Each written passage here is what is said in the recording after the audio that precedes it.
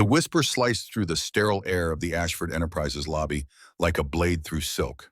Afternoon light spilled through the glass facade, catching on polished marble floors that reflected a world built on order and precision. The receptionist leaned toward her colleague, voice barely audible above the hum of the ventilation system. "Who's that man?" "Just the janitor."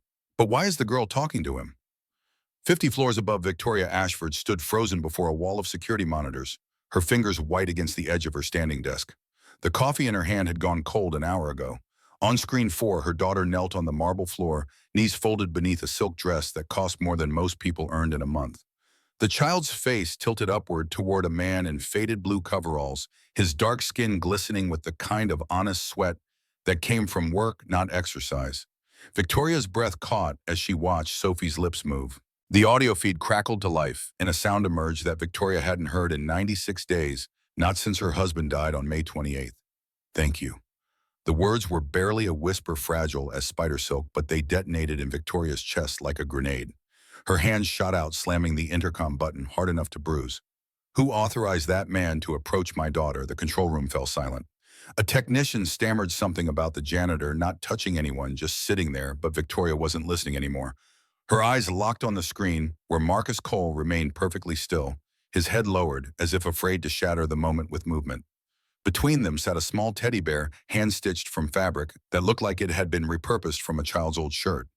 The stitching was careful, deliberate, the work of someone who understood that broken things could be mended if you had patience and didn't mind the scars showing. Sophie's small hand closed around the bear, trembling fingers testing its weight. The girl's mouth moved again, forming words Victoria had begged 9 specialists to coax from her daughter's throat. Words that had died the moment Thomas's car crumpled against the highway barrier, taking with it not just a husband and father, but Sophie's voice itself. "Get security. Get that man out of the building, now." "But ma'am, he works here. 3 years, no complaints. No, I don't care if he's worked here since the building was poured. My daughter doesn't speak to strangers." The irony of that sentence hit Victoria the moment it left her mouth. Sophie didn't speak to anyone, not to therapists with credentials from Harvard and Johns Hopkins, not to the grief counselor who came twice a week, not even to Victoria herself, who had spent 3 months reading bedtime stories to silence, waiting for a response that never came. Yet here was her daughter whispering to a man with a mop. Victoria rewound the footage, watching it again from the beginning. Marcus had been cleaning near the elevators when Sophie wandered away from Garrett Sullivan, the bodyguard Victoria hired after Thomas died. Garrett had been distracted by a phone call just for a moment, but that was all it took. Sophie had drifted toward the janitor like a moth to flame, drawn by something Victoria couldn't see on the security feed. Marcus noticed her approach, but didn't acknowledge it. He simply placed the teddy bear on the floor between them, maintaining a careful distance of several feet. Then he sat cross-legged on marble that cost $2,000 per square foot and waited. No words, no gestures, just presence. Sophie had circled the bear 3 times before sitting down to examine it. Marcus still hadn't moved. The whole interaction lasted 7 minutes and 43 seconds. Victoria watched every frame, searching for manipulation, for threat, for anything that explained why this stranger succeeded where every expert had failed. She found nothing except patience so profound it looked like prayer. The next morning arrived heavy with the weight of decisions Victoria didn't want to make. She paced her office, unable to settle into the executive chair that had witnessed countless strategic victories. Manhattan woke beneath a sky the color of old bruises, visible through windows she'd barely noticed in months of grief-fueled automation. Her reflection haunted the glass, sharp and bloodless. 40-years-old widow for 4 months, running a company her husband helped build from a single floor in a dream. She had commandeered empires and crushed competitors, but she couldn't command her own daughter to speak. Until yesterday. The intercom buzzed. Marcus Cole had arrived as requested. Victoria positioned herself behind her desk when he entered, using furniture as barrier and authority. Let him stand, let him wonder.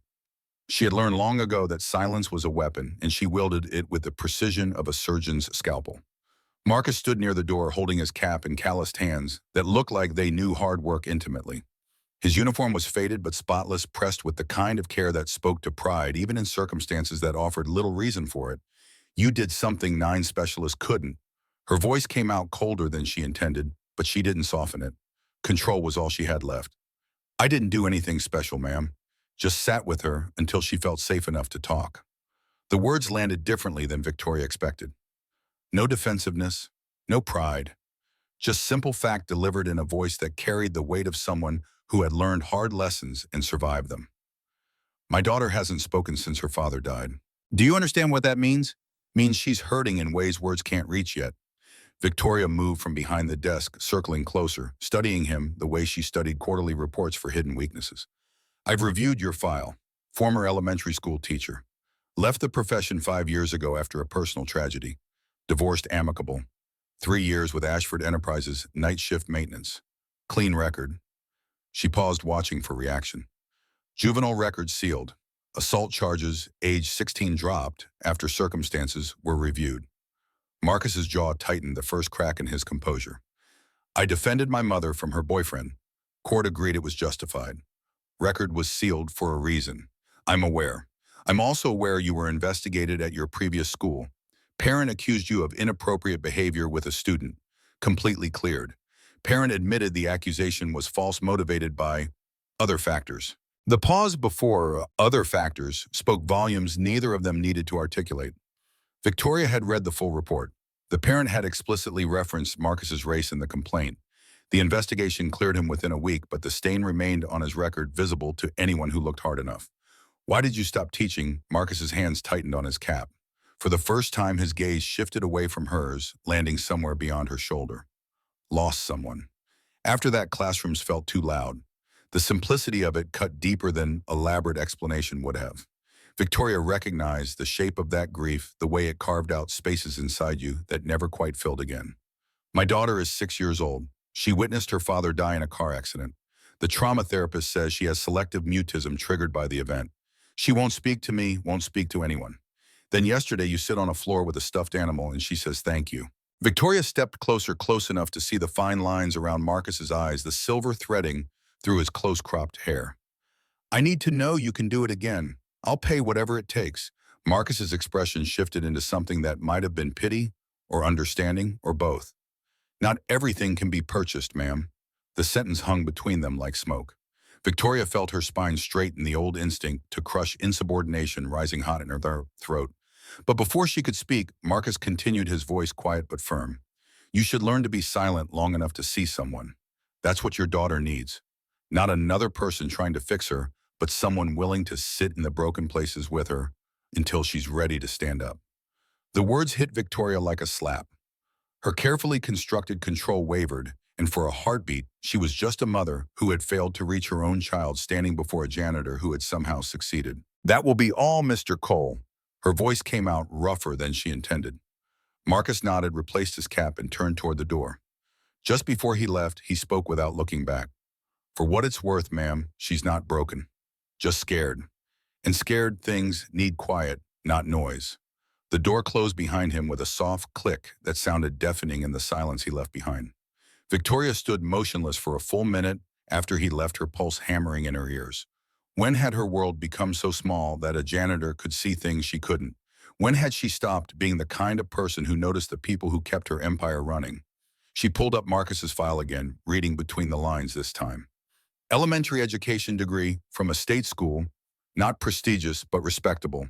Teaching certificate earned while working full-time. Glowing recommendations from principals who called him a natural with difficult children. Then nothing for 5 years except a series of jobs that seemed designed to avoid people rather than engage them. Night security, warehouse inventory, finally custodial work at Ashford Enterprises, the kind of position invisible to everyone except the floors he cleaned. The notation about his son appeared in a background check addendum. Daniel Cole, deceased 5 years prior, age 8. Cause of death, drowning. No further details. Victoria closed the file, her throat tight. She understood now why Marcus recognized Sophie's pain. He carried his own heavy enough that even 5 years couldn't lighten the load. By Wednesday afternoon, Victoria had made her decision despite every instinct screaming caution. She would allow Marcus supervised access to Sophie for 1 week. If her daughter continued to respond, they would reassess. If not, the experiment ended. Garrett Sullivan stood 10 feet away when Marcus arrived at 4 o'clock, positioned with the kind of alert stillness that came from military training. The bodyguard's hand rested near his concealed weapon, ready for trouble he clearly expected from a man whose only crime was patience. Marcus paid him no attention. He settled onto the marble floor with a small canvas bag, pulling out 3 sheets of colorful paper.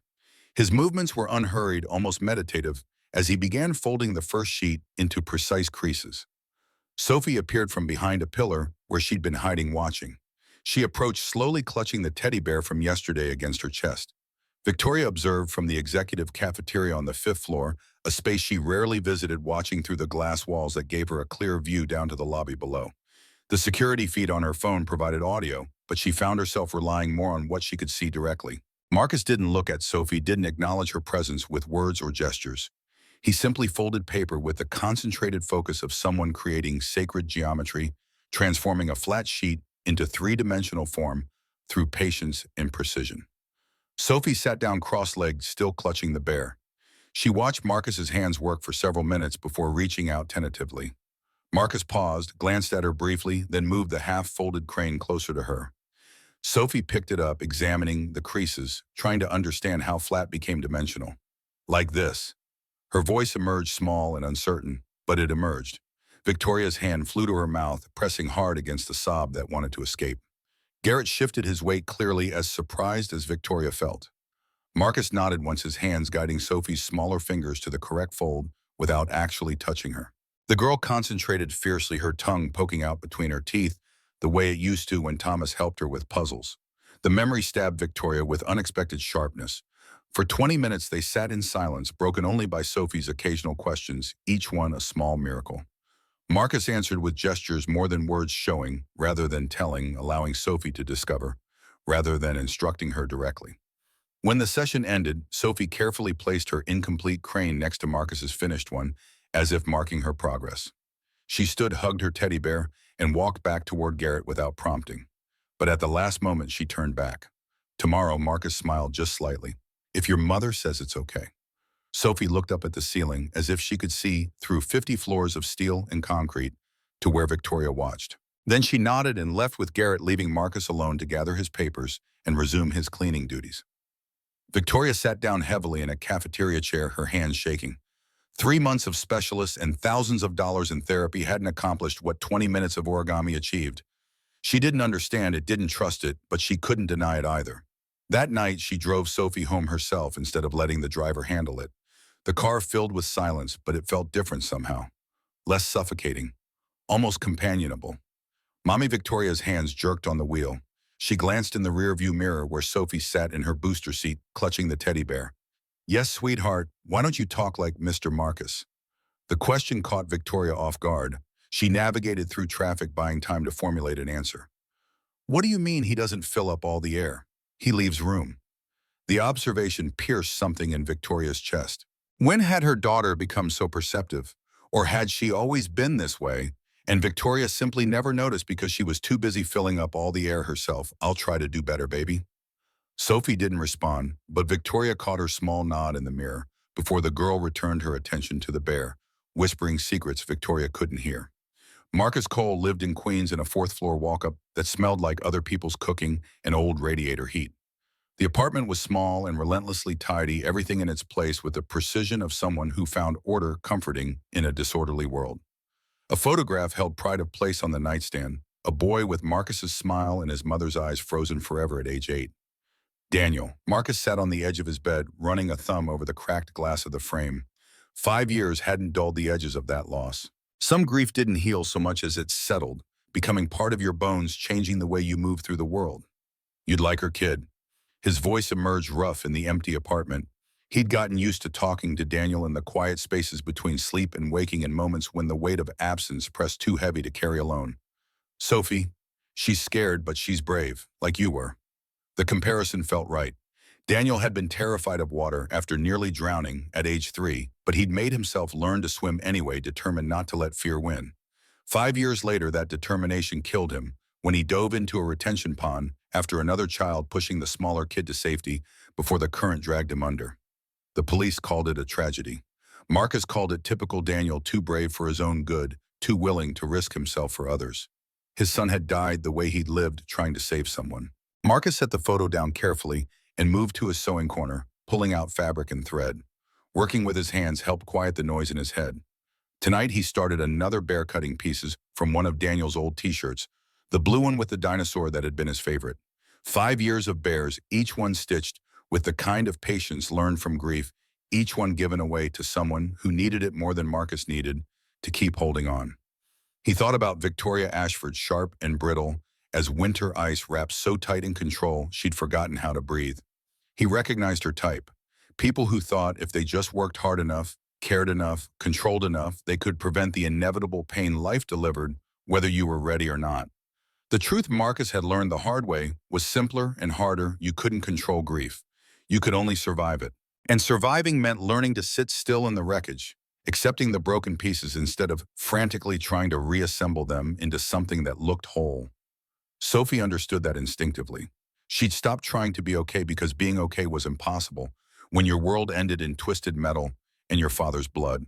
She'd retreated into silence because silence was honest in ways words couldn't be. Victoria hadn't learned that lesson yet, but Marcus thought maybe she was starting to. The weeks bled into each other, September's giving way to early October, with the kind of relentless forward motion that marked time whether you were ready or not.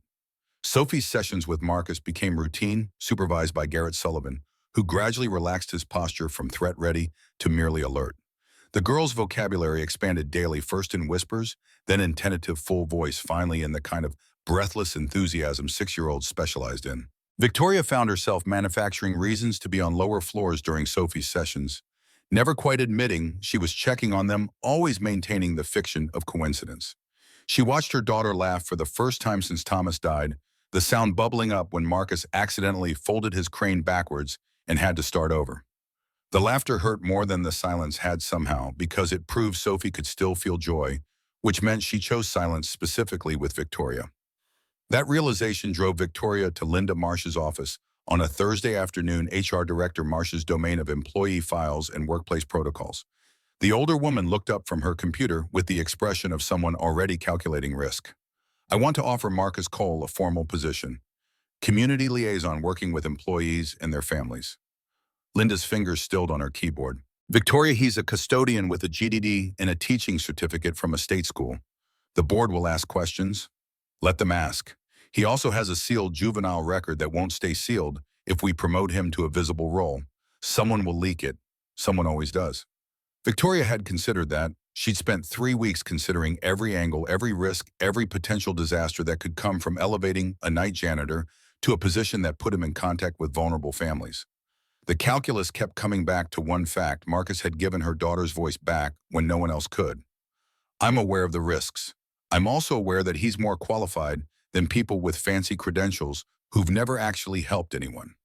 Linda leaned back in her chair, studying Victoria with the kind of assessing gaze that came from 20 years of reading people. This isn't about qualifications, is it? This is about Sophie. Victoria didn't flinch. Everything is about Sophie. She's all I have left. The admission hung in the air between them, more vulnerable than Victoria intended. Linda's expression softened marginally. I'll draft the paperwork. But Victoria, be prepared. People will talk. They'll question your judgment. Some will question your relationship with him. My relationship with Marcus Cole is professional. He helps my daughter. End of story. That's your story. Not everyone will buy it. Then they can take it up with me directly. Victoria left Linda's office with her spine straight and her jaw set, already anticipating the battles ahead. She'd built Ashford Enterprises into a multinational powerhouse by refusing to back down when challenged. She wouldn't start now just because the challenge involved gossip instead of quarterly reports. The whispers started before Marcus even knew about the promotion offer. The cafeteria buzzed with speculation about the CEO spending time on lower floors. The receptionist who'd first noticed Sophie talking to Marcus mentioned it to a friend, who mentioned it to another friend, until the story spread like oil across water, picking up embellishments with each retelling. Did you hear Victoria Ashford's daughter only talks to the janitor? I heard she fired all the therapists and hired him instead. Must be paying him a fortune. Why else would a guy like that stick around? The undertone remained unspoken but present in every conversation, the subtle implication that there must be something unusual, something questionable about a white billionaire CEO allowing a black custodian access to her daughter. No one said it directly, but the racism lived in the pauses and the raised eyebrows, in the way conversation stopped when Marcus entered a room. Marcus heard it all. He'd spent 38 years navigating the particular kind of scrutiny that came with existing while black, in spaces that expected him to be invisible or threatening, but never simply human. The whispers didn't surprise him.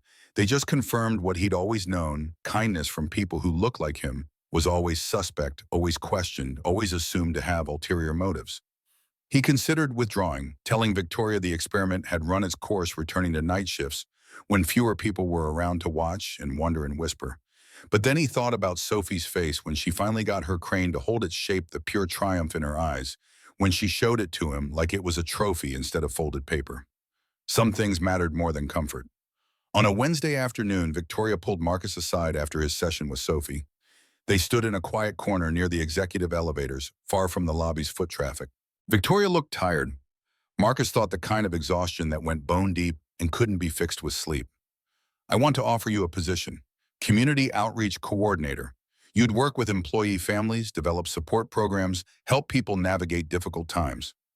Marcus studied her carefully, looking for the angle. "That's not a real position."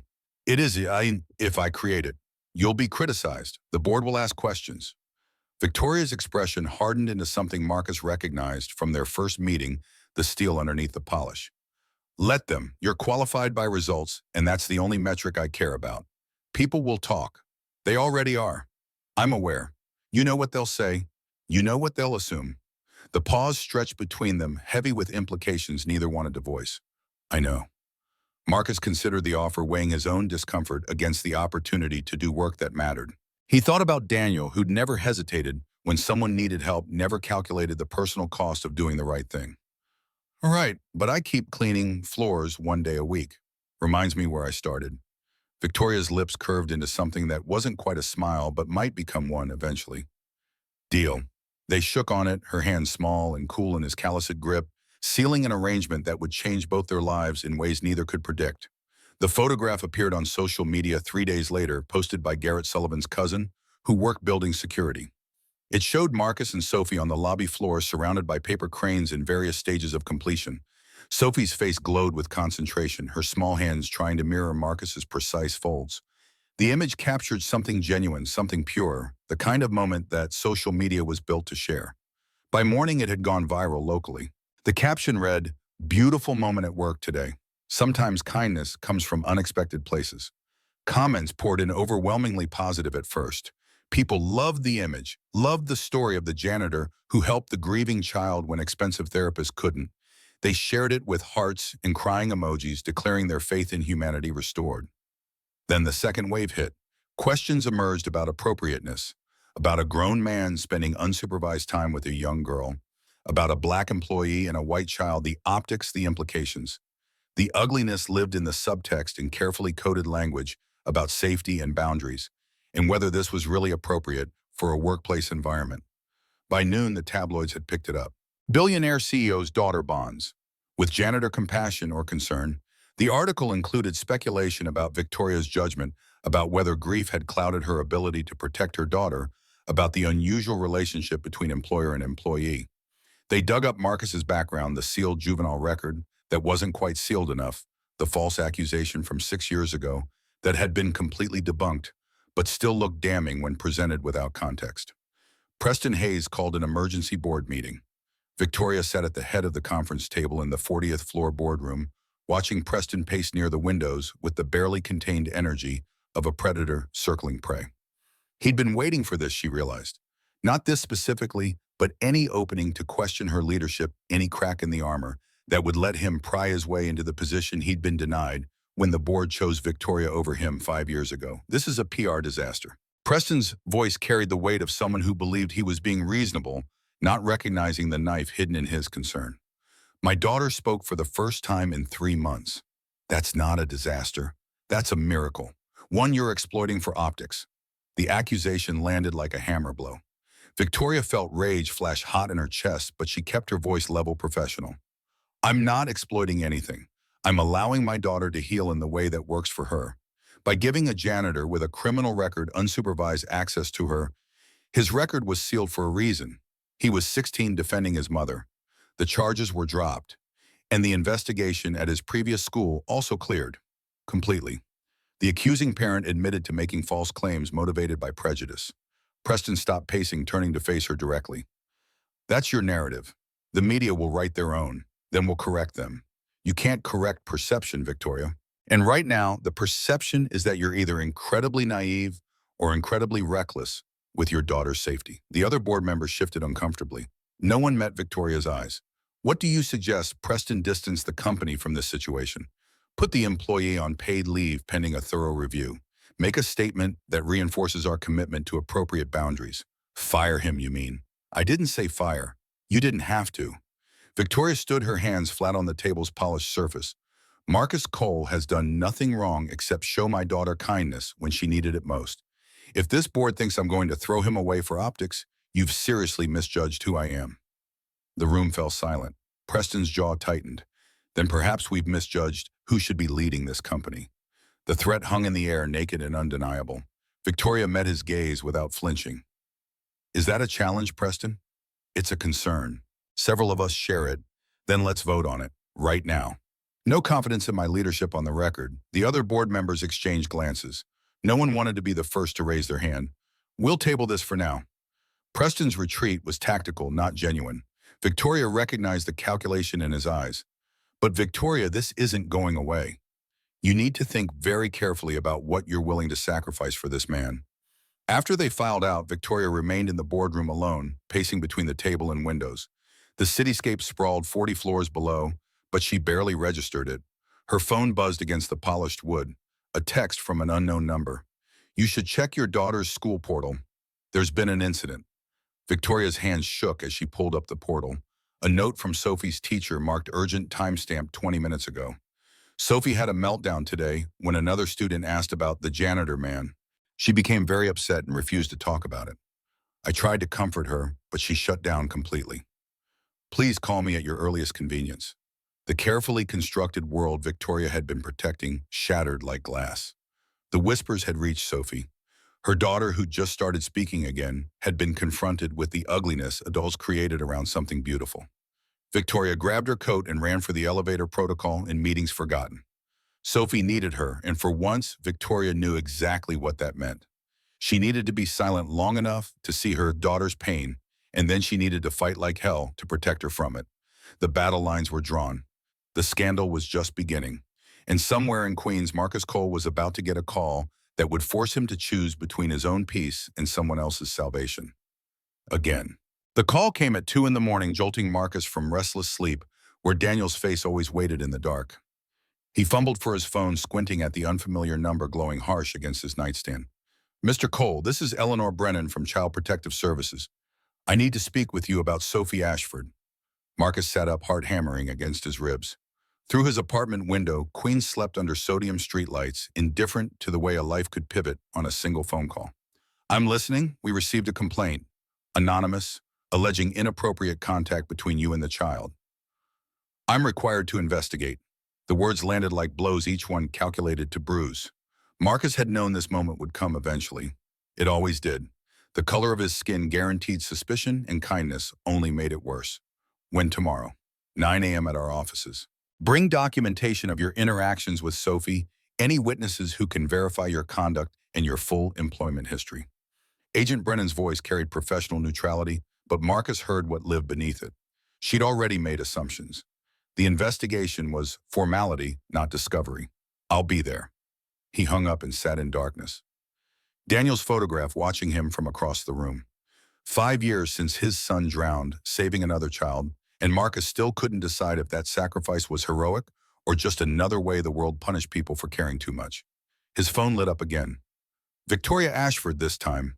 I just got the same call. Marcus, I'm so sorry. Not your fault. Yes, it is. The board leaked something. Preston Hayes, probably. He's been looking for ammunition since the viral photo. Marcus rubbed his eyes, exhaustion settling into his bones like sediment. They'll dig up everything. The assault charge when I was 16. The false accusation at my old school. It'll all look worse than it was. I know. I've already called my lawyers. Don't. Her silence stretched across the phone line, surprised and uncertain. If you lawyer up, it looks like we're hiding something. Let me handle this myself. I've got nothing to hide except a past that looks bad without context. Marcus, they'll crucify you. Maybe. But if you defend me too hard, they'll crucify Sophie instead. Say you're not protecting your daughter, that grief has made you reckless. I won't let that happen. Victoria's breath caught, raw and ragged. I can't just abandon you. You're not. You're protecting your daughter. That's the job. He ended the call before she could argue, then spent the rest of the night preparing for an interrogation he'd endured in various forms his entire life. Eleanor Brennan's office occupied a gray building in Lower Manhattan, the kind of bureaucratic space designed to strip away pretense and leave only raw truth exposed. Marcus arrived 15 minutes early, carrying a folder thick with documentation he'd compiled through the sleepless hours. Every interaction with Sophie logged and time-stamped. Garrett Sullivan's witness statements. Victoria's written authorization for supervised sessions.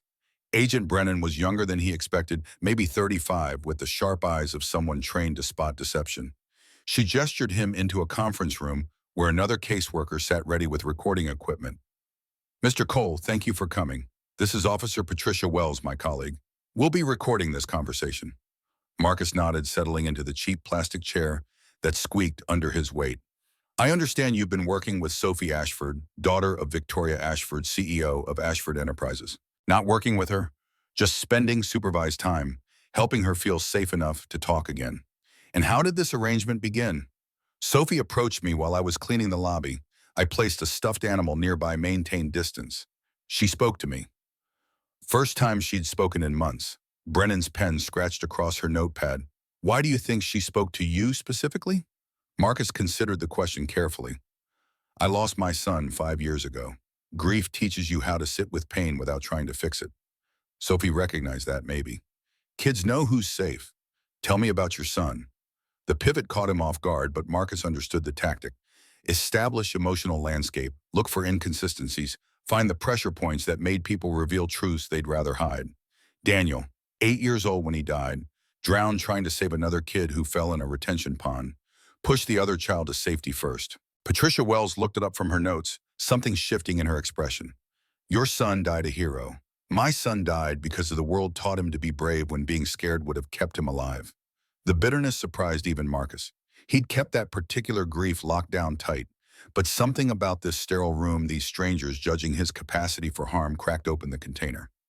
Brennan pressed forward. And after his death, you left teaching. Well, I couldn't be around children anymore. Everything reminded me of what I'd lost. Yet you chose to help Sophie Ashford. I didn't choose it. She found me. The interrogation continued for 2 hours, circling back to the same questions from different angles, searching for contradictions in his story. They asked about the sealed juvenile record, making Marcus relive the night he was 16 and his mother's boyfriend came home drunk and violent. He defended her with a kitchen chair, in his own fury breaking the man's arm in 3 places. Self-defense, the court ruled, but the arrest remained on his record like a scar that never quite healed. Then came the accusation from 6 years ago, the parent who'd claimed Marcus touched her son inappropriately during after-school tutoring. The investigation cleared him within a week, the parent eventually admitting she'd lied because she didn't want a black man alone with her child. The school board apologized. The parent faced no consequences. Marcus quit teaching 3 months later. Did you ever feel angry about the false accusation? Every day, Brennan leaned forward, angry enough to want revenge, to prove something. Marcus met her gaze directly. Angry enough to learn that some people will always see threat before they see humanity. Angry enough to stop trying to prove I'm safe and just accept that I'll never be safe enough for people determined to be afraid. The honesty seemed to unsettle her. She glanced at Patricia Wells, some unspoken communication passing between them. We'll need to interview Sophie as well, with a child psychologist present. Marcus nodded, knowing what came next would be worse. They'd ask Sophie questions designed to trap her in contradictions, to excavate trauma, while searching for evidence of harm. The process would hurt her, even if it ultimately cleared him. One more thing, Mr. Cole. Why do you think someone would file a complaint against you? Because kindness from people who look like me is always suspicious. Because a black man helping a white child makes people uncomfortable in ways they don't want to examine. Because it's easier to assume the worst than to believe someone might just be trying to help. Brennan closed her folder. We'll be in touch. Meanwhile, you're restricted from any contact with Sophie Ashford until this investigation concludes. Marcus stood his chair, scraping harsh against linoleum. How long? Weeks? Maybe longer. He left the building into November cold that bit through his jacket, the city indifferent to another life, suspended in bureaucratic limbo. His phone buzzed immediately. Victoria. How bad? They're interviewing Sophie next. Her sharp intake of breath crackled across the connection. I'll prepare her. Don't. Just let her tell the truth. That's all we've got. The media explosion happened faster than Victoria anticipated. By Wednesday morning, Marcus's juvenile record had leaked to every tabloid in the city, context stripped away to leave only the inflammatory headline. CEO's mentor has violent criminal past. The article detailed his assault arrest without mentioning self-defense, highlighted the false accusation without noting it was completely debunked, and painted a picture of a dangerous man given access to a vulnerable child by a CEO, too grief-stricken to protect her own daughter. Victoria's inbox flooded with messages from board members, investors, clients demanding explanations. Her PR firm called every 15 minutes with new crisis management strategies, each one requiring her to distance herself from Marcus to save the company's reputation. She ignored them all. Preston Hayes appeared in her office doorway at noon, his expression arranged into concern that didn't quite reach his eyes. "We need to talk about damage control. There's nothing to control. Marcus has done nothing wrong." Preston closed the door behind him, lowering his voice to the tone of someone sharing uncomfortable truth. "That's not what the investigation will show. They'll find something even if it's just optics. And when they do this, a company will burn along with your judgment. Then it burns. Victoria, be reasonable. Your daughter aside, you have responsibilities to shareholders, to employees. Thousands of people depend on this company for their livelihoods. And one little girl depends on me to protect the person who helped her heal. That's the responsibility that matters." Preston's jaw tightened, his careful mask slipping. "You're making this personal when it should be strategic. It's always been personal, Preston. You just can't see past quarterly reports long enough to recognize that people aren't assets to be managed." He studied her for a long moment, something hard and wounded flickering behind his polished exterior. "My daughter was assaulted by her college professor 3 years ago. He groomed her, manipulated her, destroyed her trust in ways she's still recovering from. The school protected him because he brought in research grants. They sacrificed her safety for institutional reputation." The revelation hit Victoria like cold water, reframing every interaction she'd had with Preston since the scandal broke. "I'm sorry, I didn't know. No one does. She asked me to keep it quiet, didn't want the stigma. But I see the patterns, Victoria. A powerful adult, a vulnerable child. Everyone around them wanting to believe the best because believing the worst is uncomfortable. Marcus isn't that man. That's what they all say. That's what the school has said about her professor until they couldn't deny it anymore." Victoria's throat tightened with frustration and unwanted sympathy. "I understand why you're afraid, but fear isn't evidence. Marcus has been investigated and cleared. Sophie trusts him. That should count for something. Trust is what predators exploit, or it's what healing requires. You're punishing Marcus for crimes he didn't commit because you couldn't punish the man who hurt your daughter." Preston's face went white, then red. He stood abruptly. "This conversation is over, but Victoria, know this. I will do everything in my power to protect this company from your blind spots, even if that means protecting it from you." The door closed behind him with controlled violence, leaving Victoria alone with the bitter understanding that Preston wasn't purely villain or purely victim, just a father who'd failed to protect his child and refused to fail again, even if it meant destroying innocent people in the process. Sophie's interview with CPS took place on a Friday afternoon in a room designed to look cheerful despite its institutional bones. Bright colors, soft furniture, toys scattered strategically to make children feel safe enough to reveal their secrets. Victoria waited outside with lawyers who'd insisted on being present despite Marcus's advice. Through the one-way glass, she watched Eleanor Brennan and a child psychologist settle across from Sophie, who clutched her teddy bear like armor against the world's cruelty. "Sophie, we need to ask you some questions about Mr. Marcus. Is that okay?" The girl nodded, her eyes watchful. "How do you feel when you're with him safe? Like when Daddy hugged me?" The psychologist, a woman named Dr. Sarah Chen, made notes with careful neutrality. "Has Mr. Marcus ever touched you in a way that felt wrong?" Sophie's face scrunched in confusion. "He doesn't touch me unless I ask. Like when I fell and scraped my knee and he put a Band-Aid on." "Tell me about that." "I was running and I tripped. It hurt and I cried. Mr. Marcus asked if I wanted help. I said yes. He got a Band-Aid from Garrett and put it on my knee very carefully so it wouldn't hurt more." Eleanor Brennan leaned forward slightly. "Were you ever alone with Mr. Marcus?" "Garrett was always there. Or Mommy was watching from her office." "How do you know your mommy was watching?" "'Cause she always watches. She thinks I don't notice, but I do." The observation made Victoria's chest tighten. Sophie saw more than anyone gave her credit for. Dr. Chen shifted tactics. "Sophie, can you tell me about the day your daddy died?" The child went very still, her fingers tightening on the bear. Victoria wanted to storm in, stop this, protect her daughter from having to relive that horror. But Marcus was right. Sophie needed to tell her truth, whatever that looked like. We were in the car. Daddy was driving. We were going to get ice cream. The girl's voice went small and distant, retreating into memory. Then there was a big noise. The truck came from the side. Daddy tried to turn, but we couldn't turn fast enough. Everything went sideways and then upside down, and then it stopped. Tears tracked down Sophie's cheeks, but she kept talking, words spilling out like poison that had been festering too long. Daddy wasn't moving. I called him, but he didn't answer. There was red everywhere. On the window, on Daddy, on me. I tried to wake him up, but he wouldn't wake up. Dr. Chen's voice gentled. What happened next? People came. They pulled me out through the window. I was screaming for Daddy, but they wouldn't let me go back. They took me in the ambulance, but Daddy stayed in the car. The psychologist exchanged glances with Eleanor Brennan, some professional assessment passing between them. Sophie, why didn't you tell anyone about this before? Because they wanted to fix it. They wanted me to feel better. But you can't fix it when someone goes away forever. Mr. Marcus knows that. He had someone go away forever too. How do you know that? I can tell. He has sad eyes like mine. But he doesn't try to make the sad go away. He just sits with it until it gets quieter. Victoria pressed her hand against the glass, her reflection ghostly in the afternoon light. Her daughter had been conscious through the entire accident, had watched Thomas die, had carried that trauma alone for 4 months, because no one thought to ask the right questions. They'd all been too busy trying to fix her to understand what she actually needed. The interview continued for another 20 minutes, but the essential truth had emerged. Sophie wasn't manipulated or harmed. She was a child in pain who found someone willing to witness that pain without demanding she perform recovery before she was ready. When it ended, Eleanor Brennan stepped into the hallway where Victoria waited.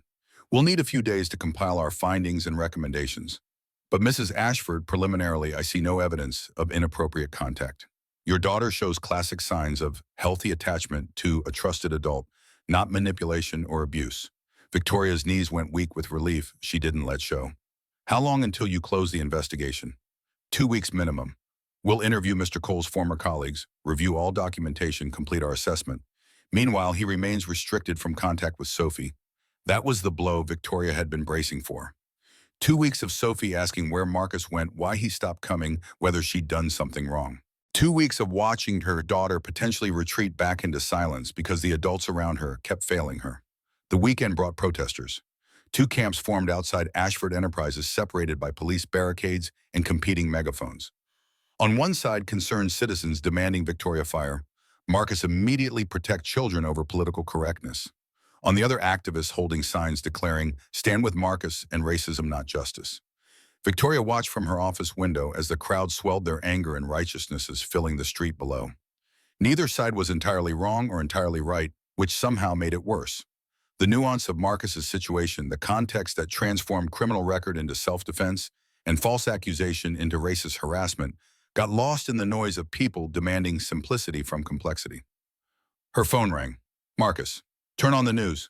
She switched to the local station where a reporter stood outside the Ashford building, interviewing protesters from both sides.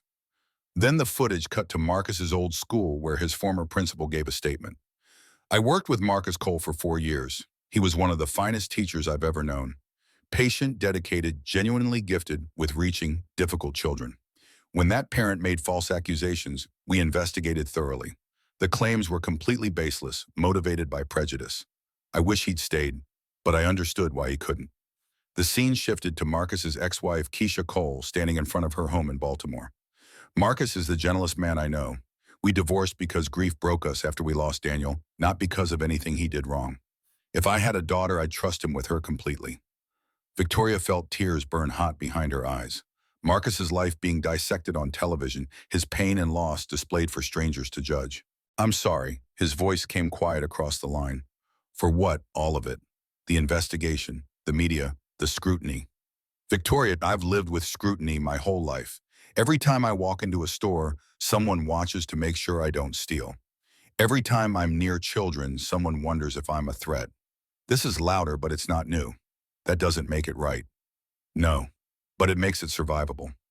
The call ended, leaving Victoria staring at the protesters below, wondering how many of them had ever actually been silent long enough to see past their own assumptions. By the second week of November, the investigation had consumed everyone it touched. Marcus attended daily interviews answering the same questions in different configurations, while investigators searched for cracks in his story. Victoria navigated board meetings where Preston Hayes pushed harder for her resignation, gathering support among members who valued stability over justice.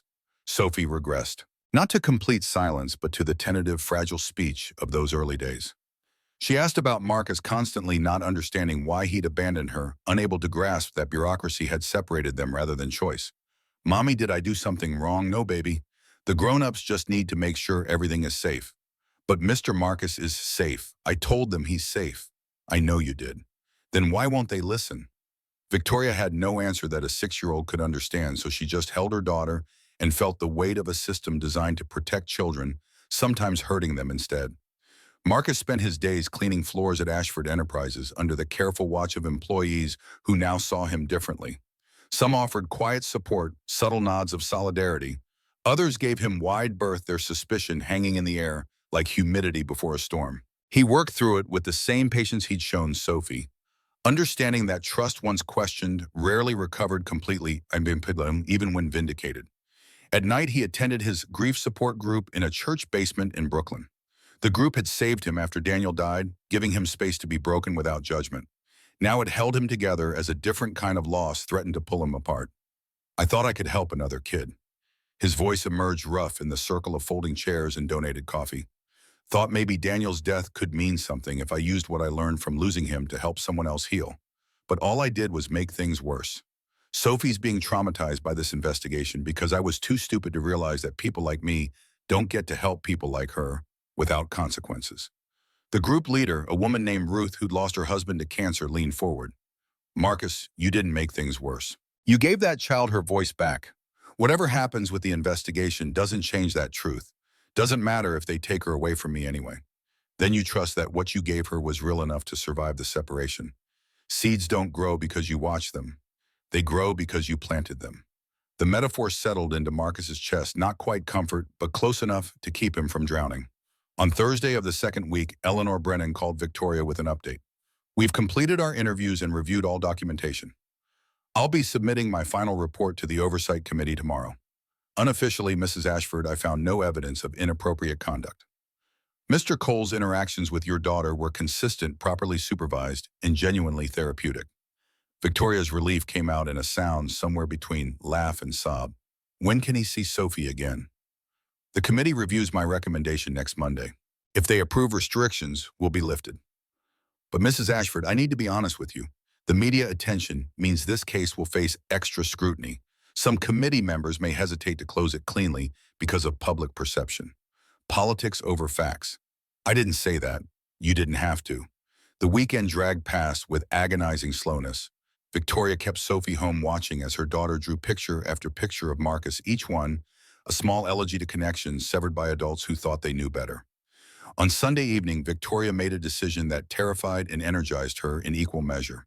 She called a press conference for Monday afternoon before the committee met, gambling everything on public opinion, shifting fast enough to matter. Her PR team begged her to reconsider. Her lawyers threatened to quit. Preston Hayes sent an email warning that this would be the final straw that forced the board's hand. She scheduled it anyway. Monday arrived, cold and bright, winter settling into the city's bones. Victoria stood before assembled reporters in Ashford's main conference room, cameras rolling, recorders thrust forward like weapons. 3 months ago, my daughter stopped speaking. Trauma from witnessing her father's death stole her voice in ways I couldn't reach. Then a janitor sat with her on a marble floor and waited patiently for her to feel safe enough to try again. His name is Marcus Cole, and he did what 9 expensive specialists couldn't do. He gave my daughter back to me. Reporters scribbled frantically. Victoria continued, her voice steady despite the terror clawing at her spine. Now that man is being investigated because someone decided kindness looked suspicious when it came from a black man helping a white child. His record has been leaked, his past dissected, his every action questioned by people who never bothered to ask what actually happened, just what they could make it look like. A reporter called out, "Mrs. Ashford, are you saying race is a factor in this investigation?" "I'm saying that Marcus Cole's record shows a 16-year-old boy who defended his mother from violence. That shows character, not criminality. His record shows a teacher who was falsely accused and completely cleared. That shows injustice survived, not danger posed. The room erupted with questions, voices overlapping in their hunger for controversy. Victoria raised her hand for silence. One more thing. If my daughter's recovery is controversial, then maybe we need to examine why we're more comfortable with children's suffering than with unconventional healing. Marcus Cole asked nothing from me except the space to be kind. The least I can do is fight for him the way he fought for my daughter. She walked out before they could trap her in sound bites, her heart hammering against her ribs. The gamble was made. Either public opinion would shift or she just accelerated her own destruction. By evening, the clip had gone viral. The committee meeting happened in a gray government building that smelled of old coffee and bureaucratic exhaustion. Eleanor Brennan presented her findings to 5 officials, whose faces revealed nothing while they absorbed her recommendation to close the case with no restrictions. After 40 minutes of questioning, they asked Marcus to wait outside while they deliberated. He sat on a bench in the hallway watching lawyers and social workers flow past with case files that represented other lives suspended in administrative purgatory. His phone buzzed. "Victoria, whatever happens, thank you for trying. Not over yet. I know. But Marcus, whether they clear you or not, you changed Sophie's life. You changed mine. That matters more than their decision." The door opened. Eleanor Brennan gestured him back inside. "The committee has reviewed all evidence and testimony. We find no basis for the allegations.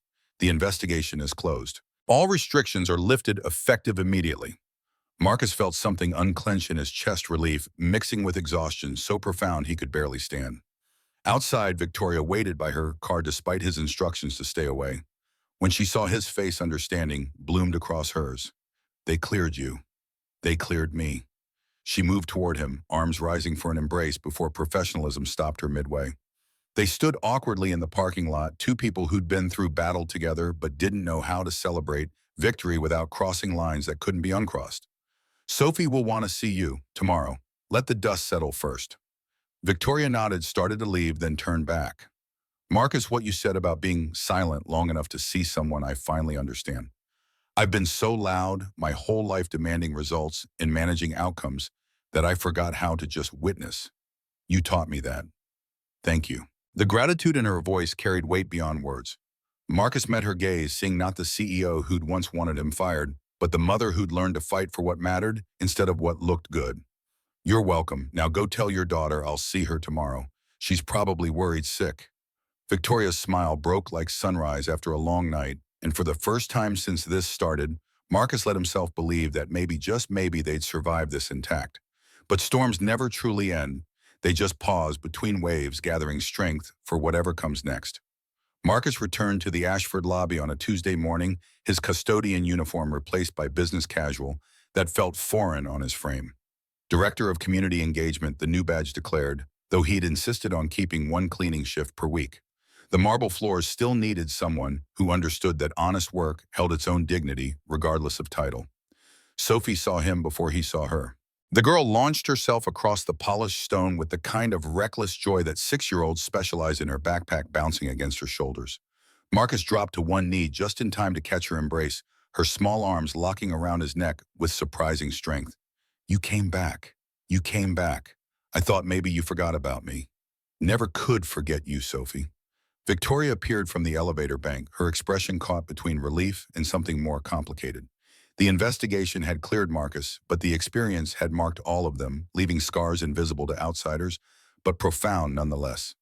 "I have something to show you." Sophie pulled away, digging through her backpack with determined concentration. She produced a drawing, the paper creased from being folded and unfolded repeatedly. Marcus took it carefully, studying the image rendered in crayon and marker. The drawing showed a car twisted and wrong, a figure slumped in the driver's seat, red everywhere, a smaller figure in the backhands pressed against glass. Words floated above the wreckage in Sophie's careful printing. Marcus's throat tightened as he read them aloud. "Be brave, baby. Tell mommy I love her, and tell her to listen more, talk less. That's how you find the good people." Victoria's hand flew to her mouth, her eyes flooding. Sophie watched them both with the solemn intensity of children who understood more than adults gave them credit for. "Daddy said that before the ambulance came. I remembered it when the lady asked me questions about the accident. I thought maybe I dreamed it, but it was real. Daddy told me how to find you, Mr. Marcus." The cosmic weight of that statement settled over the lobby like snow. Marcus had never met Thomas Ashford, never knew the man existed beyond Sophie's grief.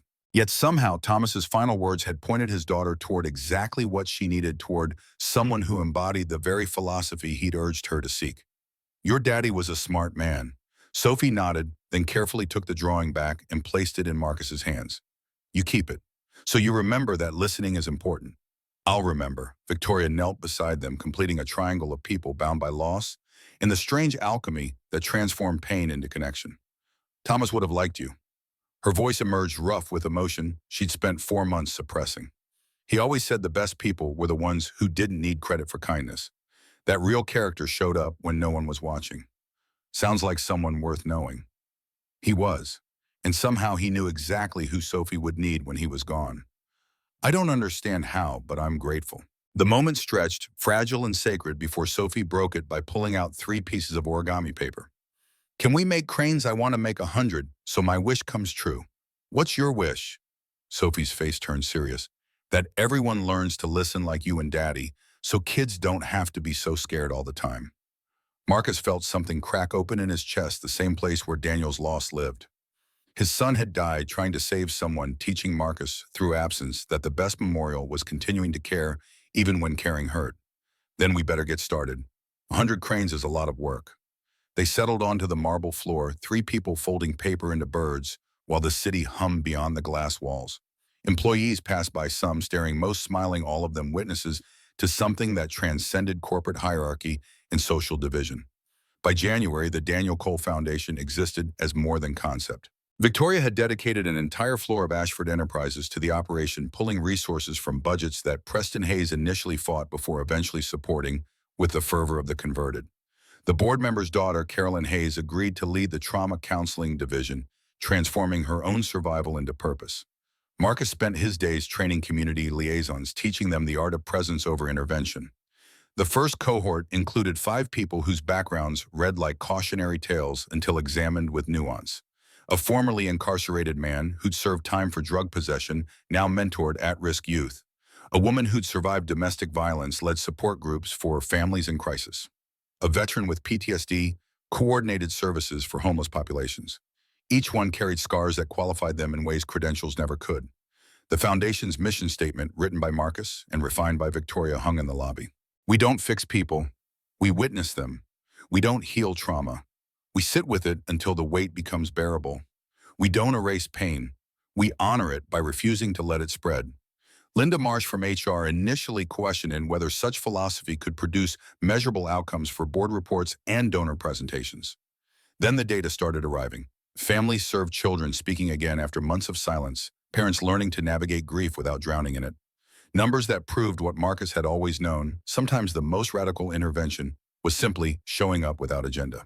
Sophie attended the Foundation's soft launch in early February, cutting a ribbon with oversized scissors while photographers captured the moment. She'd insisted on wearing her best dress, the purple one with silver stars, because this was important, and important things required proper clothing. I want to help too. Can kids work at the Foundation? Victoria exchanged glances with Marcus over her daughter's head. What kind of help did you have in mind? I could teach other kids how to fold cranes, and I could tell them that being scared is okay, that they don't have to talk before they're ready. The suggestion carried such earnest determination that Marcus had to swallow against the tightness in his throat. I think that's exactly the kind of help we need. We'll call it Sophie's listening program. The girl beamed, already planning in the way children did when given responsibility that matched their capabilities. Victoria watched her daughter transform from victim into advocate, grief metabolizing into purpose right before her eyes. That night, Victoria sat in her car in the Ashford parking garage, unable to bring herself to drive home yet. The concrete walls echoed with the distant sound of other engines, other people heading to lives she'd never know. She'd spent the day in meetings about expansion plans and donor cultivation, her calendar packed with the machinery of doing good at scale.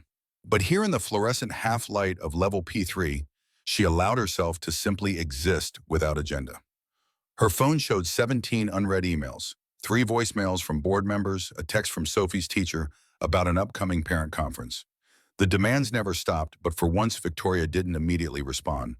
She thought about Thomas, how he'd built this company while maintaining the capacity for presence she'd somehow lost along the way. He would have loved seeing Sophie cut that ribbon, today would have understood instinctively why empowering his daughter to help others was the truest memorial they could build.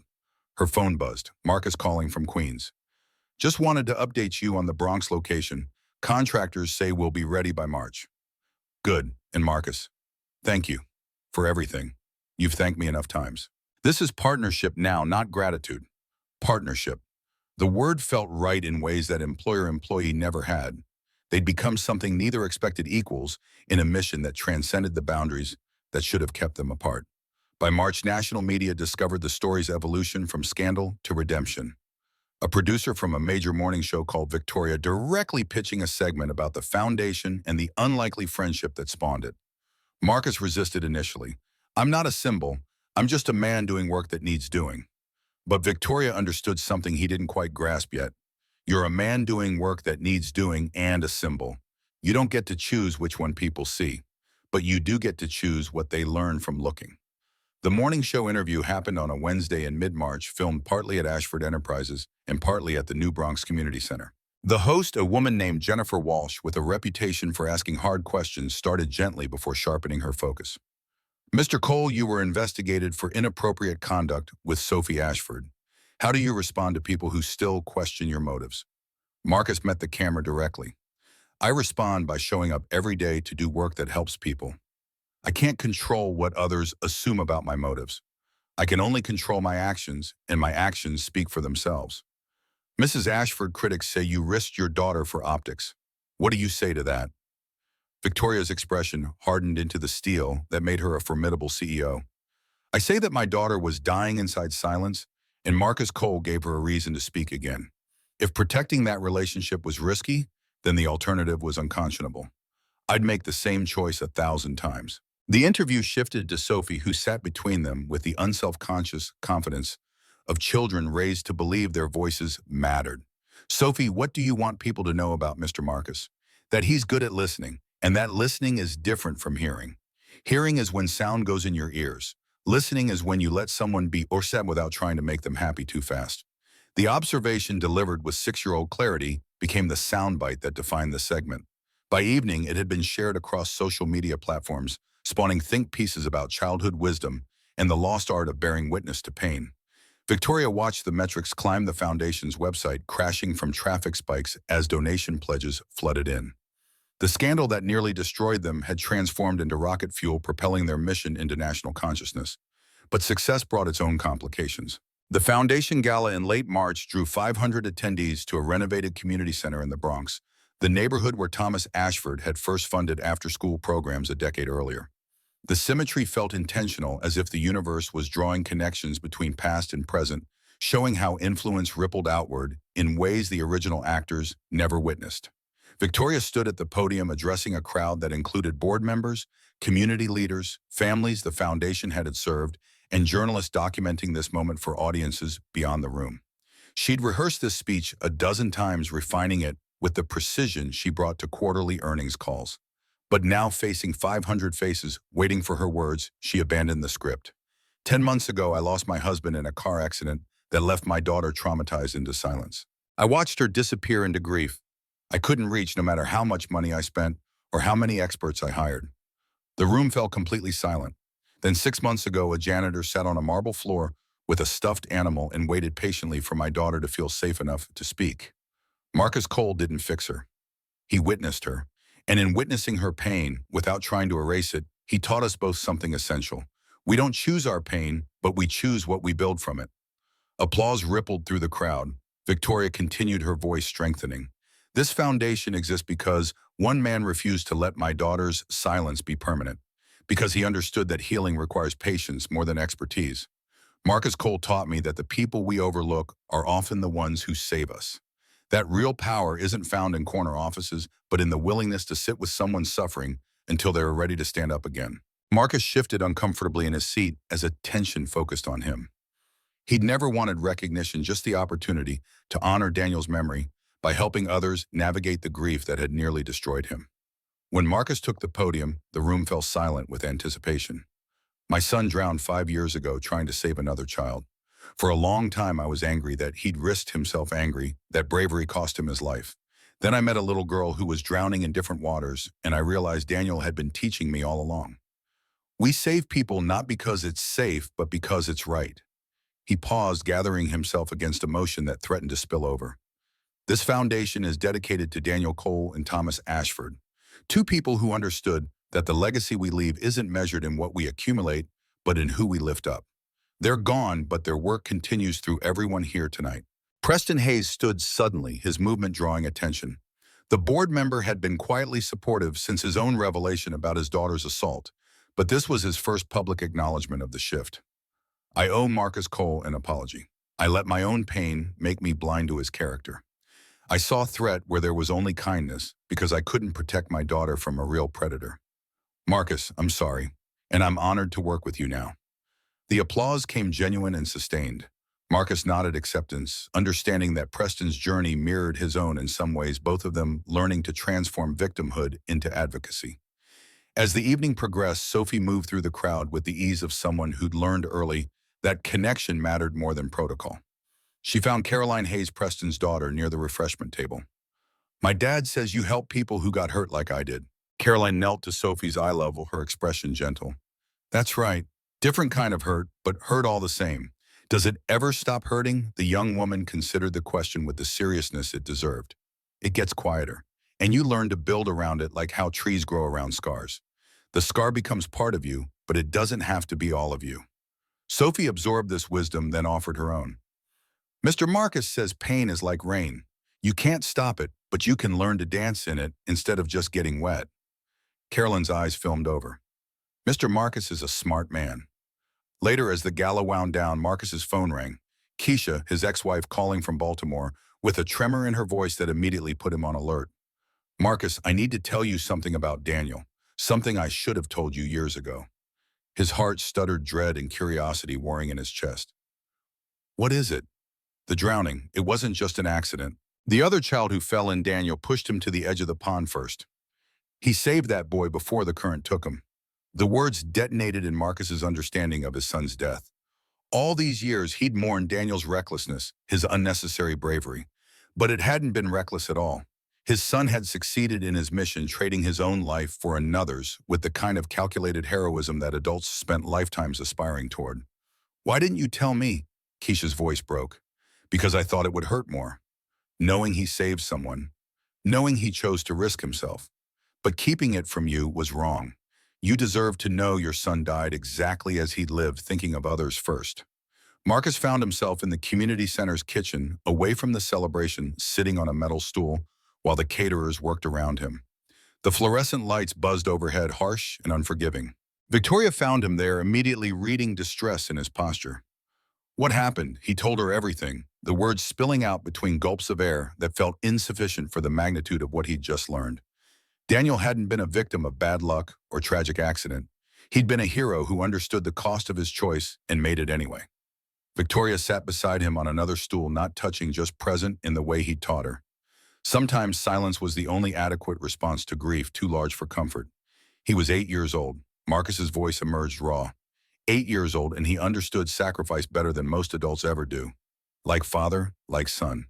The phrase landed softly, reframing Marcus's years of work with grieving children, his dedication to the foundation, his willingness to endure investigation and public scrutiny for Sophie's sake. He'd been honoring Daniel all along without realizing it, choosing service over safety in ways that echoed his son's final act. Sophie appeared in the doorway, backlit by the gala's warm light. She approached slowly, reading the mood with preternatural accuracy. Are you sad about Daniel? Marcus wiped his eyes, nodding. Yeah, kiddo, but also proud. I just found out he saved someone before he died. Like a superhero. Exactly like a superhero. Sophie climbed onto the stool between Marcus and Victoria, completing their triangle. I bet he's proud of you too. For saving me. The statement, delivered with childish certainty, broke something loose in Marcus's chest. For the first time since Daniel's death, he allowed himself to believe that his son's legacy lived through his own continued choice to care, that each child he helped carried forward the heroism Daniel embodied in his final moments. April arrived with the kind of tentative warmth that made New Yorkers remember why they endured winter. Marcus stood outside a modest house in Astoria, checking the address on his phone one more time before knocking. The foundation had been open for 6 weeks now, serving families across 3 boroughs. but this would be his first home visit to a success story. The door opened to reveal a woman in her late 30s, exhaustion written in the lines around her eyes. Maria Gonzalez, the intake file had said. Single mother, 9-year-old son, Alex, who'd stopped speaking after witnessing a violent robbery at their bodega 3 months ago. Mr. Cole, thank you for coming. Marcus stepped into a living room that reminded him of his own apartment, tidy despite modest means, filled with the kind of love that money couldn't manufacture. A boy sat on the couch, knees pulled to his chest, watching Marcus, with eyes that held the particular wariness of children who'd seen too much too soon. Hey Alex, I'm Marcus. Your mom says you like to draw. The boy didn't respond, but his gaze flickered to a sketch pad on the coffee table. Marcus sat down on the floor, not on the couch, maintaining distance the way he had with Sophie. I brought something to show you, if you want to see. He pulled out a paper crane one Sophie had folded the previous week. Alex's eyes tracked the movement, interest sparking despite his silence. A friend of mine made this. She's 7. Used to be real quiet like you. Now she teaches other kids how to make them. Marcus set the crane on the coffee table and began folding another from a fresh sheet. Alex watched intently, his shoulders gradually lowering from their defensive hunch. Maria stood in the doorway, one hand pressed to her mouth. Marcus had warned her on the phone not to expect miracles, not to push, just to let whatever happen happen. But he could see the hope fighting against experience in her expression. For 20 minutes, Marcus folded in silence while Alex observed. Then slowly the boy reached for a piece of paper. Marcus slid it across the coffee table without comment, then demonstrated the first fold. Alex copied it, his small hands trembling slightly. Like this. The words emerged rough from disuse, barely audible, but they emerged. Maria's sob filled the room before she could stop it. Alex's head snapped toward her, fear blooming across his face. It's okay, baby. Mommy's just happy. Marcus kept his attention on the crane, giving Alex space to process without pressure. Yeah, like that. You're doing good. They folded together until Alex's crane held its shape, imperfect but whole. The boy held it up to the light streaming through the window, turning it to see how the shadows changed. Can I keep it? It's yours. You made it. Alex set the crane carefully beside Sophie's, studying them together. Then he looked at Marcus directly for the first time. The man who took our money, he had a gun. I thought he was going to shoot Mama. Marcus nodded, not interrupting. I couldn't move. I wanted to help, but I couldn't move. That's okay. Your body was trying to protect you. That's what bodies do when they're scared. But I should have done something. The weight of that guilt was familiar to Marcus, the same burden he'd carried about Daniel's drowning until just weeks ago. Sometimes the bravest thing is surviving. Letting yourself be scared without pretending you're not. Alex considered this, his fingers still on the cranes. Is that what your friend did, the girl who makes these? Yeah. She sat with being scared until it got quieter. Then she started talking again. Will it get quieter for me? I think so. But it's okay if it takes time. Maria joined them on the floor, her hand finding Alex's shoulder. The boy didn't pull away. Mr. Marcus, can you come back? To teach me more. Marcus glanced at Maria, who nodded through tears. I can come back. Or you can come to our center. We've got other kids learning there too. Kids who understand what it's like to be scared. Will they think I'm weird for not talking, though? They'll think you're brave for trying again. After Marcus left, he sat in his car for several minutes before starting the engine. His phone showed a text from Victoria. How did it go? He typed back. He spoke. Just a few words. But it's a start. 3 dots appeared. Then Daniel would be proud. Marcus stared at those words, feeling their truth settle into the place where grief lived. His son's death had been senseless tragedy, but maybe the meaning came after. Maybe meaning was something you built from wreckage, one paper crane at a time. He drove back to the Foundation's Bronx location, where Sophie was leading her first official listening program session with 3 children whose families had sought help. Through the window, he watched her demonstrate crane folding to a girl about her age, their heads bent together in concentration. This was Daniel's legacy, not the drowning, but what came after. The children who learned to speak again because Marcus knew how to sit with silence. The families who found hope because he'd survived hopelessness.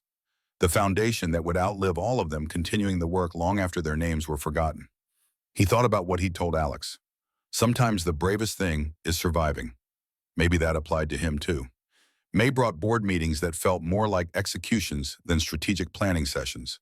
Victoria sat at the head of the conference table in Ashford's 40th floor boardroom, facing 7 board members, whose expressions ranged from cautious support to thinly veiled hostility. The quarterly reports spread before them showed what she'd already known. Ashford Enterprises was thriving financially, stock up 18% since the foundation launched, media coverage uniformly positive. But numbers weren't why Preston Hayes had called this meeting. Victoria, we need to discuss your role going forward. She met his gaze calmly, already knowing where this was headed. I'm listening. Preston glanced at the other board members before continuing. You've done remarkable work with the foundation, but it's becoming clear that you can't effectively serve as CEO while dedicating increasing time to charitable operations. We think it's time to consider a transition. The air in the room shifted, tension crackling like static electricity. Linda Marsh, the only board member who'd supported Victoria through the scandal, leaned forward. Are you suggesting she step down? Preston's expression remained carefully neutral. I'm suggesting she choose where her priorities lie. The company deserves a full-time CEO. The foundation deserves her full attention. Trying to do both serves neither. Victoria had anticipated this conversation for weeks, had run the scenarios in her mind until she knew every possible outcome. The old Victoria would have fought, would have defended her ability to do both, would have seen this as a challenge to her authority that required crushing. But she wasn't that Victoria anymore. You're right, the statement landed like a bomb. Several board members exchanged glances. I'm sorry, Victoria stood, walking to the windows that overlooked Manhattan 40 floors below. The city stretched endless and indifferent, the same view she'd gazed upon countless times while believing that height equaled power. You're right, Preston, I can't effectively do both, so I'm choosing. She turned back to face them. I'm transitioning to executive chair effective immediately. Michael Chen will assume CEO responsibilities. I'll focus full-time on the foundation. The room erupted in surprised murmurs.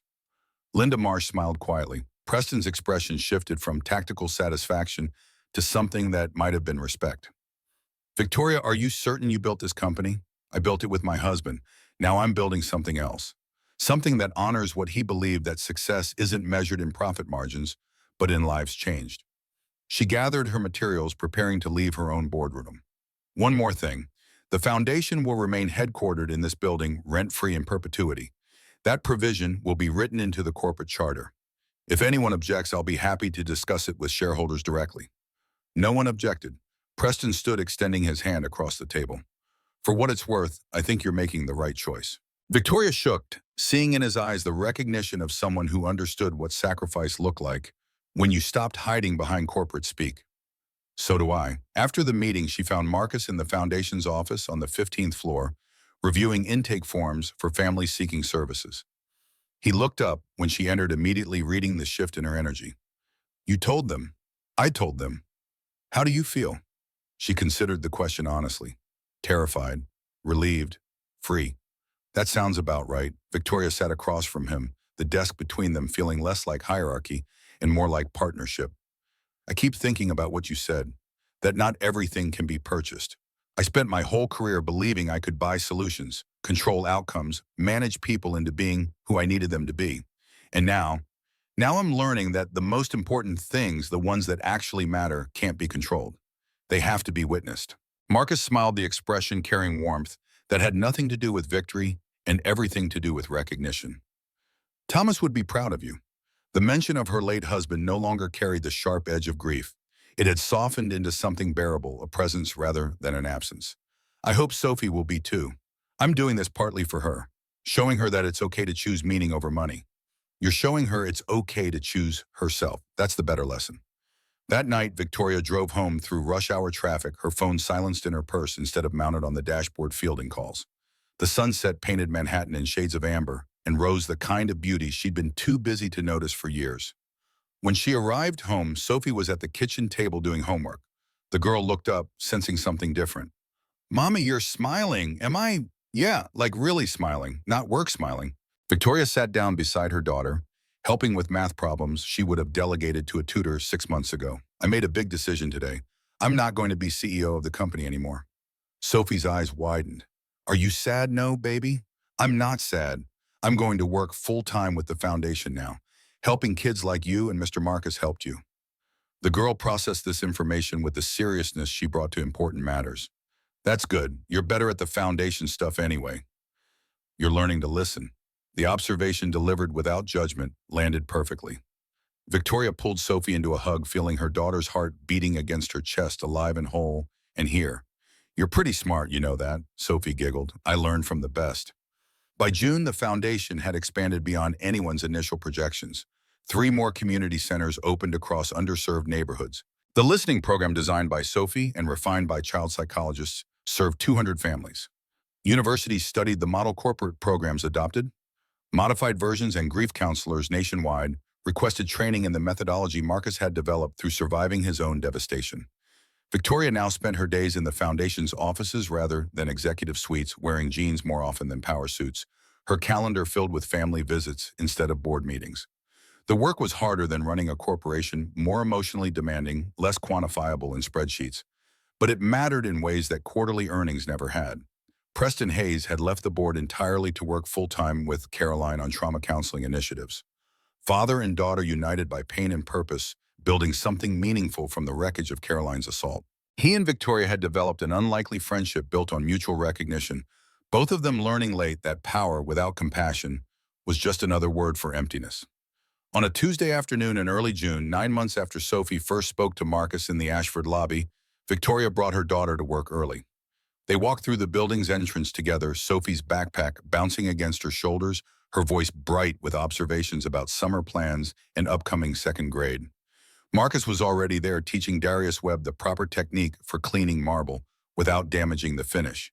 The new custodian listened intently, his formerly incarcerated status no longer defining him, just part of a past he'd survived on the way to becoming someone different.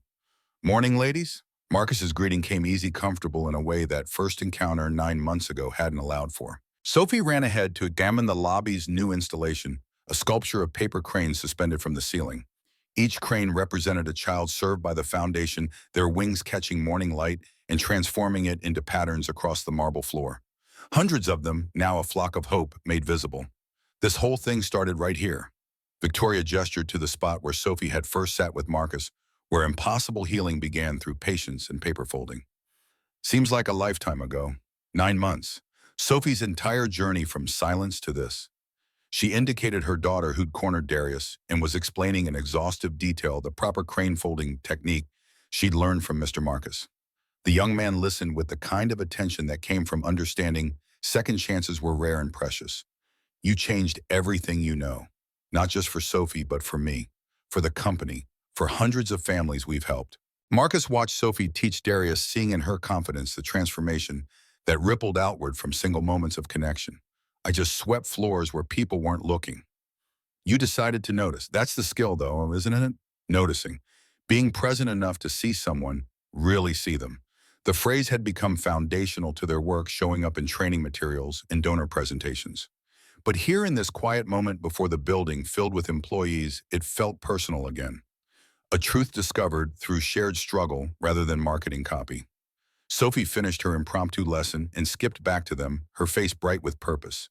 "Mr. Darius says he wants to learn origami so he can teach kids at the Bronx Center. I told him that's a really good idea because everyone needs something to do with their hands when feelings get too big." The observation, pure Sophie wisdom, made both adults smile. "You're getting pretty smart, kiddo. I learned from the best."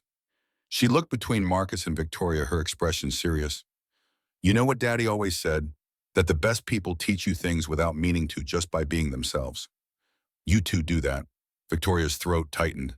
Thomas lived in Sophie's memory, his philosophy passed down through observations their daughter was only now old enough to articulate. The morning shift began, arriving employees flowing through the lobby toward elevators and coffee and the work that filled their days. Several stopped to greet Marcus by name, asking about foundation initiatives or sharing stories about family members the programs had helped. The custodian, who'd once been invisible, had become central, not through title or wealth, but through the simple accumulation of care made visible. At 9 o'clock, Victoria headed up to the foundation offices, while Sophie went to the education room where she volunteered twice weekly. Marcus returned to his work, guiding Darius through the rhythms of maintenance that looked simple but required attention to detail most people never developed. Hours later, Victoria stood on the building's rooftop garden, a space she'd insisted on creating, after realizing she needed places to breathe that weren't sealed behind glass. The June sun warmed her face, the breeze carrying the sounds of the city 50 floors below.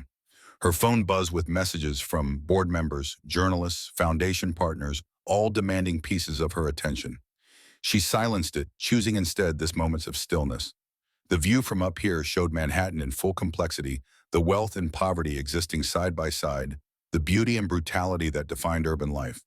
But what struck her most was the realization that she no longer needed to control any of it. The city would keep being itself whether she managed it or not. Her work now was smaller, more intimate, one family at a time. One grieving child learning to speak again. One parent discovering they could survive what felt unsurvivable. Below in the lobby, Marcus and Darius finished their shift, both men laughing about something only they could hear. Sophie appeared from the foundation wing running toward Marcus with the day's project, a crane she'd folded from purple paper, her favorite color.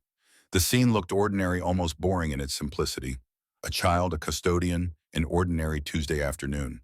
But Victoria knew better. She'd learned to see the extraordinary hiding in plain sight, the way single moments of kindness rippled outward in patterns too large to fully trace.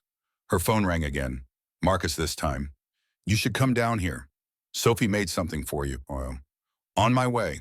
She left the rooftop, descending through the building she'd once commanded, now choosing presence over productivity, because some lessons took a lifetime to learn, but changed everything once they did.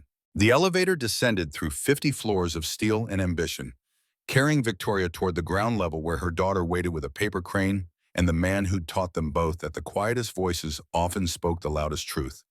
When the doors opened, Sophie's face lit up with joy, so pure it hurt to witness. Victoria crossed the marble floor she'd once viewed only as expensive real estate, kneeling beside her daughter to examine the crane whose wings held all the hope of second chances in unlikely families. The city hummed beyond the glass, indifferent as always.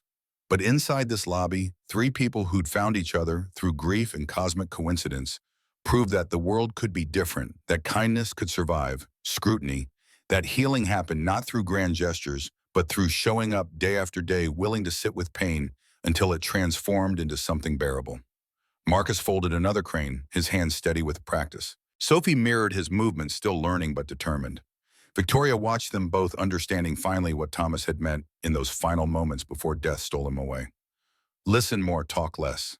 That's how you find the good people. She'd found them, and in finding them, she'd discovered who she was meant to become all along. Not a CEO who commanded through authority, but a leader who served through presence.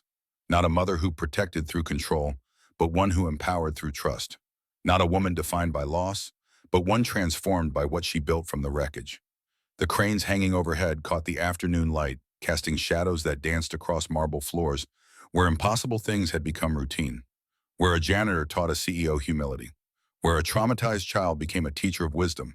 Where grief didn't end so much as it changed shape, becoming something that could hold hope alongside sorrow. Sophie placed her finished crane in Victoria's palm, the paper warm from her small hands.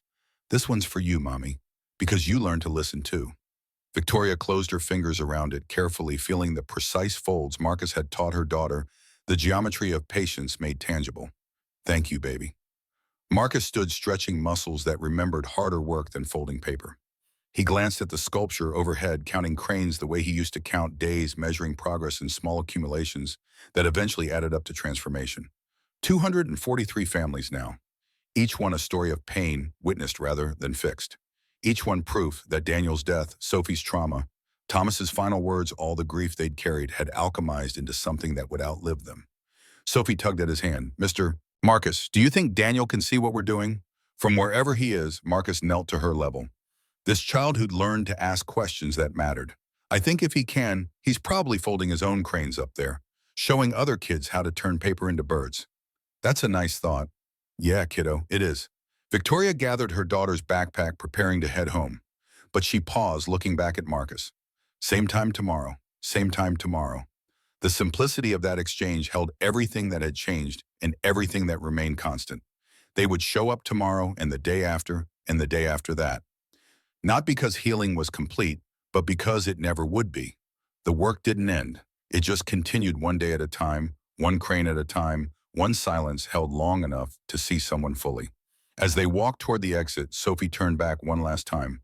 Bye, lobby. Bye, cranes. See you tomorrow. The cranes swayed gently in the air, conditioning their shadows dancing across marble that had witnessed the beginning of something no one could have predicted. A janitor who became a healer. A CEO who became human. A silent child who became a voice for others, learning to speak. And somewhere in that confluence of pain and purpose, In the space between what was lost and what was built from the losing, three people had found not just each other, but the truth that some gifts arrive wrapped in grief. The best thing you could do was unwrap them carefully, honor what they cost, and share what remained. Outside Manhattan pulsed with its usual chaos, 10 million stories happening simultaneously, most of them invisible to anyone not looking closely enough. But inside the Ashford lobby in the fading June light, silence had learned to speak. And in learning to speak, it had taught everyone who listened that the quietest moments often carried the loudest truth. That patience was a form of power. That presence was a kind of love.